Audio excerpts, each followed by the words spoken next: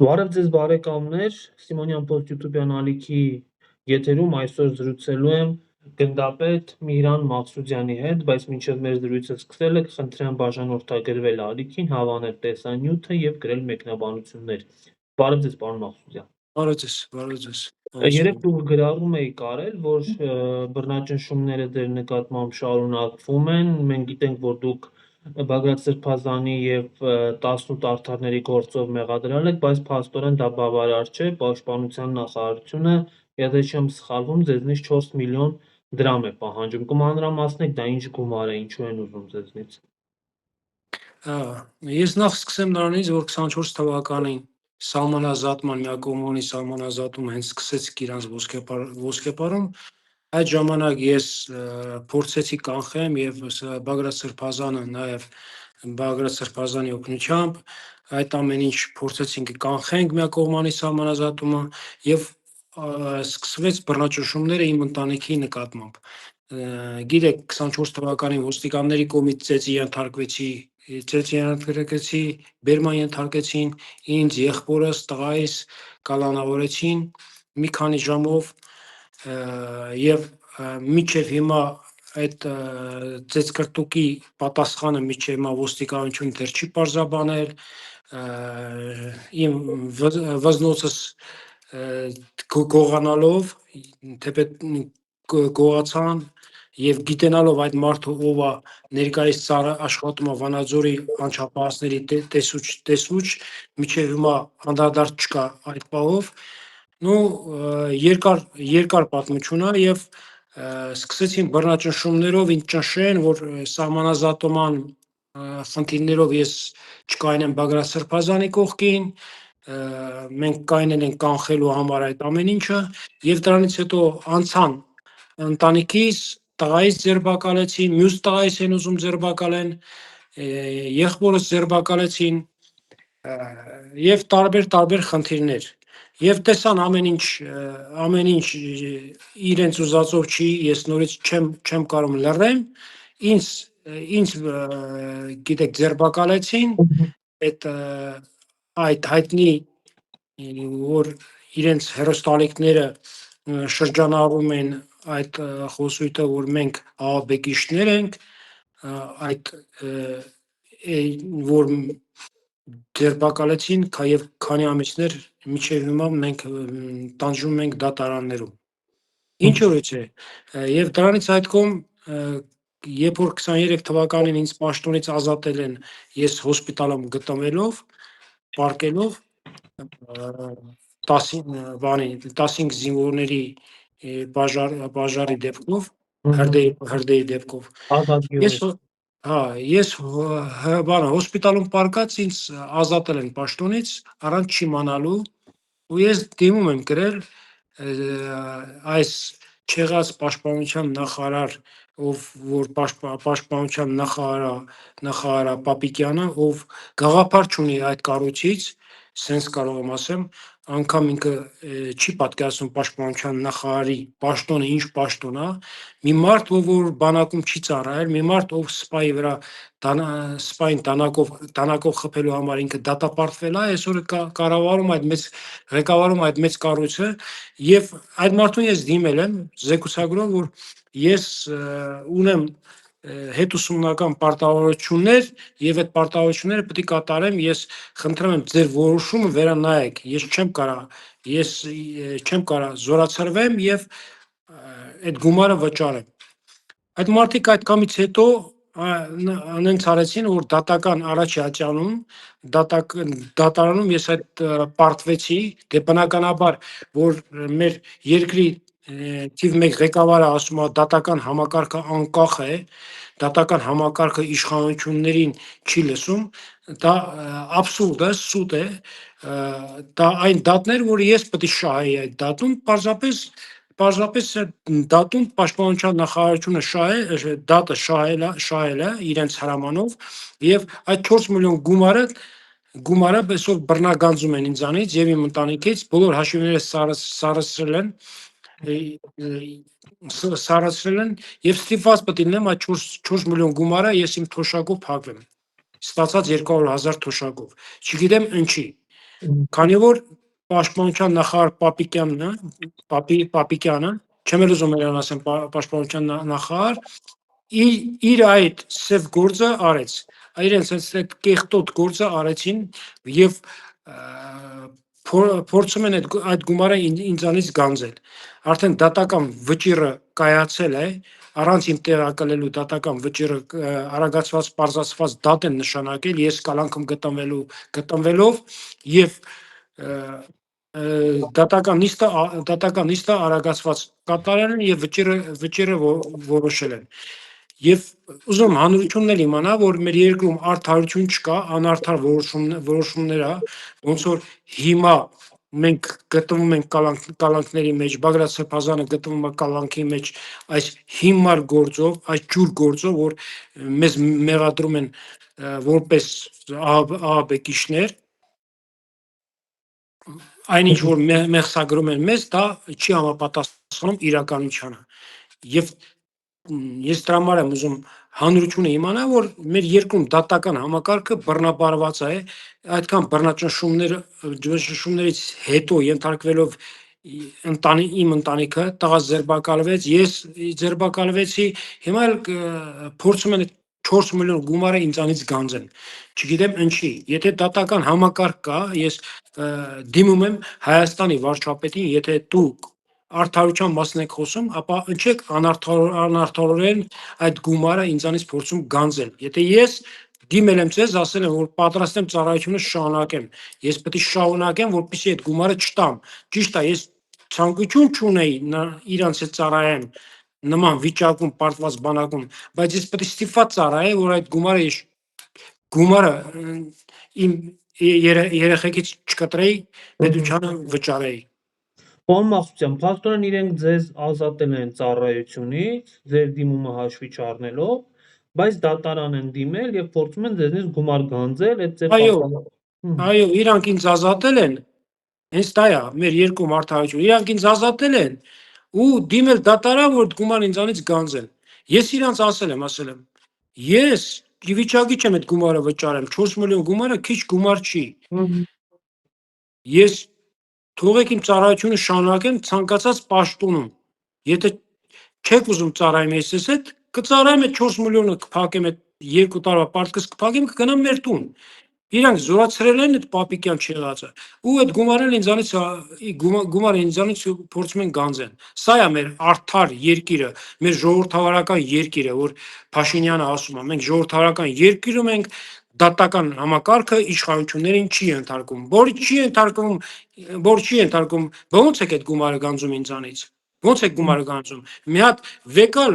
զեկուցագերս իմ դիմաց զեկուցագերը դիմումը Փաշինյան, վեկալ մի հատ նայի, տես Պապիկյանիդ ինչ եմ ես գրել։ Ինչեր եմ գրել Պապիկյանիդ։ Բոլոր պատերազմներով անցել եմ, ես եմ արել։ Ամեն ինչ ասել եմ, բայց ոչ մի բան հաշվի չեք առել։ Ինչա ես որ դեմ եմ եղել սահմանազատման գործընթացին։ Դեմ եմ եղել ձեր միակողմանի զատմանը ընդդիմացել եմ ձեր դեմը, դրա համար այսօր փորձում եք ինձ պատժեք։ Տարակ Բերդ, տղուս Բերդ, ինձ էլ հիմա նորից անցել եք այդ կարգավիճակում, չգիտեմ ինչ եք ուզում ասեք։ Բա խոսում եք եվրոպական պետություններից, Եվրոպա մտնելուց, Եվրոմիություն մտնելուց, այդ ձևով այս բռնաճնշումներով պետք է մարդկանց վերաբերվեք, հետո ասեք մենք գնում ենք Եվրոպա։ Սա է ձեր ժողովրդավարական երկիրը։ Պարոն Մաղսուկյան, բայց Նիկոլ Փաշինյանը այս վերջերս հայտարարեց, որ ինքը Հայաստանում արդարադատության համակարգին չի վստահում։ Այդ դեպքում ինչու պետք է հանրությունը վստահի։ Երեք չառաջորն ես լուրերով լսեցի, ինքը ասում է, որ արդարության համակարգը, դատական համակարգը չի կարա, չի ենթարկվում ղեկավարությանը, ասինքն չի ուղղորդվում պաշտոնատար անձանց կողմից։ Եթե չի ուղղորդվում, ապա ոնց Պապիկյանը ինձ դատի տվեցին եւ դատը շահեցին պաշտպանության նախարարության, եթե չի ուղղորդվում։ Եթե արդար էր, ես իմ դատը պետք է շահեի։ Կամ եթե արդար դատական համակարգ կա, մինչև հիմա մենք ինչ ենք դատարաններում քարշ գալիս կամ Բագրատ Սրբազանը ինչ գործ ունի դեռ մինչև հիմա կալանքում։ Եթե արդարություն կա։ Պարոն Մավսյան, խոսենք մի քիչ վերջերս արած հայտարարությունների մասին։ Նիկոլ Փաշինյանը հայտարարեց, որ Արիշ Նիկոլ Փաշինյանը չէ, Ալեն Սիմոնյանն ասաց, որ Հայաստանի անվտանգության երաշխավորը Ադրբեջանն է։ Ինչպես եք վերաբերում այս հայտարարությանը։ Դա ես ոնց կարամ ասեմ, ես չեմ էլ ուզում անդրադառնամ նման խոսությունին, որովհետև դա բարիս բուն դա հիմարություն կարող եմ մեզ ասեմ, որ մարդիկ չեն մտածում նոր են արտահայտվում։ Ոնց որ ես ոնց ասեմ, ոնց կարող եմ օրինակը բերեմ, օրինակ ոնց որ Գազան կայնի, ասի Իսրայելը մեր խաղաղություն բերողն է։ Ես դες կարող եմ ասեմ։ Իսրայելը ոնց կարա Գազայի համար խաղաղության երաշխավոր լինի։ Ադրբեջանը ոնց կարա մեզ համար երաշխավոր լինի։ Խաղաղության երաշխավոր, որ Ադրբեջանը մեզանից պահանջում է։ Մենք Կիրանցից սկսած 24 թվականից այս կողմ հրամատ թող մեկը ասի, որ միտեղ մի մետր Ադրբեջանը մեզ հող է հանձնել։ Մենք այդքան հանձնել ենք։ Նեն 200 քառակուսի կիլոմետր տարածքում դեօկուպացիա կատարելա թե չի կատարել, ոչ միտեղ մի մետր հակառակորդը հետ չի գնացել, հակառակորդը այս պահին ուզողի դերում է եւ վերցնողի դերում է, ինչ ուզում է Ադրբեջանը ուզում է տալիս է։ Հիմա խոսույթ են սարքել, որ եթե մենք չընտրվենք պատերազմ անելու, ու եթե ընտրվեց, ասելա ժողովուրդ, եթե սահմանադրություն չփոխենք, թող մեր ժողովուրդ իմանան, ասելու է, սահմանադրություն չփոխենք պատերազմ անելու։ Հետո ասելա ժողովուրդ ջան, 300,000 թուրք եթե չկա, ադրբեջանցին չկա, պատերազմ անելու։ Հետո կարող է ասնի բանին, եթե Վազգեն Սարգսյանի արձանը կամ Մոնթեի արձանը կամ Նիմեսիլի արձանը չանենք, պատերազմ անելու։ Ու տենց գնալու ենք քիչ-քիչ վիլայի։ Եթե մեր ժողովուրդը ուզում է այդ կարգավիճակով որպես ադրբեջանցիների հետ ապրի Հայաստանում, ես չեմ ուզում ապրեմ։ Ես չեմ կարող ադրբեջանցիների հետ ապրեմ։ Եթե ուզում են մի քանի թրքացածներ կան, որ թուրքեր կան, եթե ուզում են ադրբեջանցիների հետ ապրեն, ես չեմ կարող ապրեմ։ Ադրբեջանցիները իմ ընտանիքին վնաս են հասցրել։ Ես կորցրել եմ հերս ազովել, աղբերս ազովել, պապս ազովել։ Ես իմ պայքարը ինչի համար ա եղել։ Պայքարս նրա համար եղել, որ այդ ազատագրված գյուղերը, ազատագրված հողերը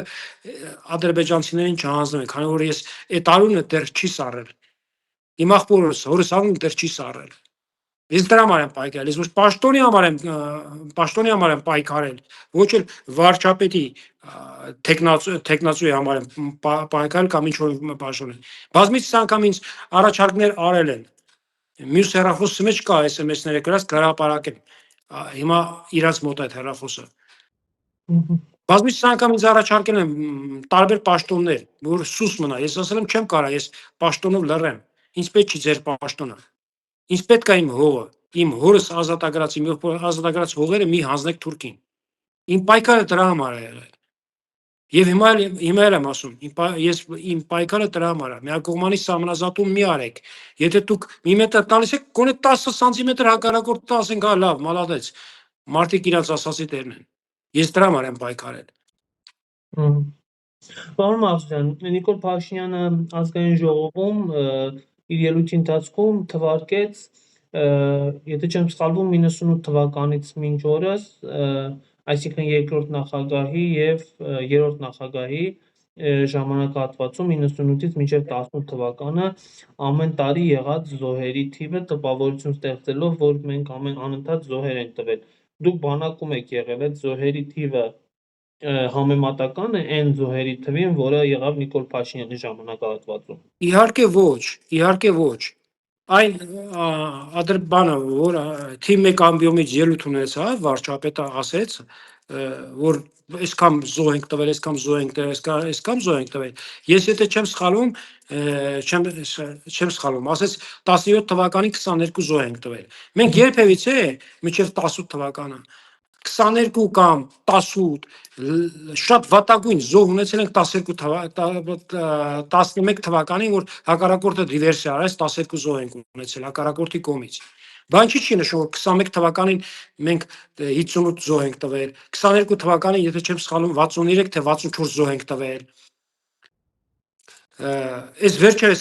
25 թվականին 30 զոհ ենք տվել 4 ամսվա մեջ, 4-5 ամսվա մեջ, 26 թվականին արդեն, եթե չեմ սխալվում, 34 զոհ ունենք, բա դրա մասին ինչ չեն ասում։ Այն ժամանակ բանակը այն կարգավիճակում էր, որ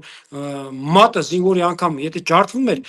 պաշտպանության նախարարը իմանում էր։ Հիմա դեպքեր կա թաքցնում են, դեպքեր պայմանագրային է կամ զինվորը մեքենայով ավտովթարի ենթարկում զոհվում է, դրա մասին չեն արձագանքում, ասում են ծառայությունից դուրս է եղել։ Բայց այն ժամանակ տես բան չի եղել։ Սեյրանյանի ժամանակ շատերն են շատ բան խոսում այդ մարդու մասին, բայց հասել էր բանակ այն աշխարհի, որ եթե զինվորի մատն էլ ճղվում էր, հրամանատարը դրա համար պատժվում էր։ Ես ինքս հրամանատար եմ եղել ու բոլորս վախենում ենք, հեսա նախարարը զանգելու, հեսա նախարարը զանգելու է, գնդի հրամանատարին զանգելու է։ Ձերքներս սրտերից սպասում ենք, որ նախարարը հեսա կզանգի մի հատ կոպիտ բան կասի մեզ։ Բայց հիմա զոհ են տալի գնդի հրամանատարների տեղում։ Այն ժամանակ զոհ էր տալի գնդի հրամանատարին պաշտոնից հեռացնում էին։ Իսկ վերջերս Վարդենիսում քանի զոհ եղավ, թող ասեն մի հատ հրամանատար են անել։ Ընդհակառակը երկրորդ կորպուսը բանակում ճանաչվել է լավագույն կորպուս։ Պատկերացնում եք երկրորդ բանակային կորպուսը ճանաչվել է լավագույն կորպուս։ Այն որ երրորդ բանակային կորպուսը ամբողջ տարիների ընթացքում 2011 թվականից մինչև 20 թվականը լավագույն կորպուսներից մեկն է եղել։ Միշտ առաջ տեղում երրորդ կորպուսն է եղել։ Այս տարի ես մի քանի օր առաջ եմ լսել, որ երրորդ կորպուսը ճանաչվել է վատագույն կորպուսը։ Երրորդ կորպուսի հրամանատարին ամոթ կարամ ասեմ, ամոթ իրան, որ այդ լավագույն կորպուսի անունը գցել են։ Իսկ երկրորդ կորպուսը, որ այդքան զոհերով, այդքան զիջումներով, այդքան բաներով ճանաչվել է լավագույն բանակային կորպուս։ Ինչա իրան սրտի մարդն է, երկրորդ կորպուսի հրամանատարը։ Բաբիկյանի սրտի մարդն է։ Դուք երրորդ կորպուսի անունը տվեցիք, հիշեցի, որ երրորդ կորպուսի հրամանատար, նախկին հրամանատար Գրիգորի Խաչատուրովը վերջերս կալանավորվել է։ Ձեր կարծիքով այս մարդու դեմ ինչ ունի Նիկոլ Փաշինյանը, Յուրի Խաչատուրովի վրեժն է, թե անձամբ Գրիգոր Խաչատուրովի դեմ ունի ինչ-որ բաներ։ Սիմոնյան ջան, այս մարդը ուժեղ մարդկանց չի սիրում։ Ոնց որ չի սիրում 18 տարեկան երեխեքին, ինձ չի սիրում ուժեղ մարդկանց։ Ուժեղ մարդկանց ձերբակալում են, ուժեղ զինվորականներին ձերբակալում են։ Ուժեղների վրա ցեխ են շպրտում։ Ես երբեմն գրառում եմ անում, երեկվա գրառումից խոսամ, խոսքս վերաբերում է մի երկու տականքի, ովքեր տակ, ասում եմ, թալանածները գումարները հետ տուր կվճարես։ Ուզում ասեմ, որ իմանան, որ եթե ես թալանածն եմ, 3 տարի է անընդմեջ իմ հաշիվներն են ստուգում, ստուգում են, թե ես ինչ ունեմ, որտե ինչ ունեմ, եթե այդ ամեն ինչ ես ունենայի, թալանած ունենայի, հիմա վաղուց ջրերես էին անել, վաղուց հակակոռուպցիոնով ինձ դատել էին, կամ էլ բանը հանրայնացրել էին բոլորով։ Չեն կարողացել ոչ մի բան գտեն։ Դրա համար ստիպված եղան այդ քայլին կատարեն, այդ 4 միլիոնը գումարը ինձանից գանձեն։ Եվ ինչի Խաչատուրով Գրիշը եւ մնացածը շատ ուժեղ մարդկանց, շատ ուժեղ մարդկանց էլ կպնում են, վիրավորում են։ Այսօր գեներալ Գասպարյանի գրառումը, չգիտեմ, կարդացել եք թե չէ, սկսել են հարձակվել Գասպարյանի վրա։ Գասպարյանը, ասեմ ես, մեկ օկես թե 2 ամսա գլխավոր շտաբպետ եղել, պատերազմը սկսվել է։ Այդ մարդը հա, ունի Գասպարյանը, հա։ Այդ մարդը դեռ բանակը դեռ լիովին չտիրապետած պատերազմը սկսվել է։ Գասպարյանը կորպուսի հրամանատար եղել, քանի տարի, երրորդ բանակային կորպուսը անընդմեջ ամեն տարի լավագույն կորպուսն եղել, լավագույն կորպուսն եղել։ Պրոստը ես մեր հանրությանն եմ ուզում ասեմ, մեր ժողովրդին եմ ասեմ, որ մարդկանց առանց ճանաչելու, մարդկանց վրա ցեխ մի շպրտեք։ Մարդը ընդամենը 2 ամսա գլխավոր շտաբպետ է պատերազմ եղել։ Պատերազմը սկսվել է։ Եթե ինչ որ մեկը նկար ասի, որ մեր բանակը չի կռվել, մեր բանակը կռվել է։ Բանակը կռվել է։ Ես 20 թվականին ես եղել եմ Արցախում։ Տեսել եմ մեր զինվորները ոնց են հերոսաբար կռվում։ Իսկ այն մարդիկ, ովքեր որ զորակոչվել էին, եկել էին, վերջերս գրառում եմ այլ կոկորդիլոս են ասում դրան, թռչուկը, դրա մասին, որ կպել էր 18 տարեկան երեխուն, որ գոտեղը բերդում է, ես գրառում եմ այլ, իրան շատ խիստ քննադատել էի, ու ասեմ, որ կոկորդիլոսի պեսերը եւ այդ հիմա որ ազգային ժողովում գտնվում են մի քանի падգամավորներ, ցորի գնդում պատվանում պահկված էին։ Չկարողացա ես իրանցից երկար հոգի մարդ տանեմ պատերազմի մասնակցի։ Վախենում էին։ Հրամանատար ջան, երեխեքս մեղք են, որ կամ զոհվեմ։ Թող հանրությունն էլ իմանա, որ ոնց են պահկված պատվալում ու ոնց են պրովոկացիանում ժողովրդին այդ մնացածին Քոչարյանն է պատերազմը բերել պատերազմը կրվում է ասում եք պրիչոմ тут Քոչարյանն արա ասում արի գնանք քո խնդիրը կատարի ինձ 200 հոգի մարդ է պետք եկեք գնանք չկարողացա ես դրան կոկորդիլոսին եւ իր նման կոկորդիլոսների տանեմ ռազմաճակատ վախեցան նստեցին վախներից վախենում էին հիմա եկել են հերոսացել են բանն պատերազմից հետո սրանալն են քննադատում դուք ինքներդ ձեզ քննադատեք ձեզ որ դուք ինքներդ վախեցել եք պատվալներից դուրս չեք եկել Շատ լավ հետևենք process-ներին, պարոն Մաղսուդյան, շնորհակալ եմ շատ այդ զրույցի համար։ Ես եմ շնորհակալ։